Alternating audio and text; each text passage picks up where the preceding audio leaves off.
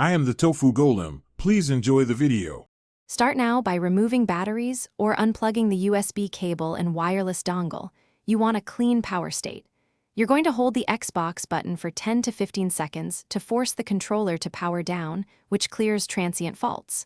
While it's off, check battery contacts for corrosion and replace with fresh AA cells or a charged battery pack.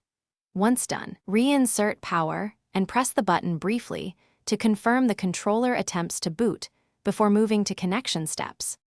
Next, repair the controller. Press the controller pair button, then within 20 seconds press the console's pair button so they can find each other. If pairing fails, connect via USB to test and to trigger a firmware update. Updating fixes many stability bugs, so make sure the console or the Windows Accessories app installs the latest controller firmware. Also try a different USB-C cable and port to rule out a bad cable, because wired success often means wireless or battery problems remain. For stubborn problems, open the controller and replace worn thumbstick modules or trigger springs. These parts commonly cause drift and unresponsiveness. Follow static-safe practices and keep screws organized.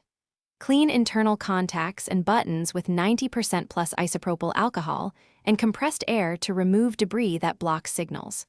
Finally, factory reset your console or test the controller on another console or PC to isolate whether it's the controller or the system. If it still fails, consider warranty service or a replacement.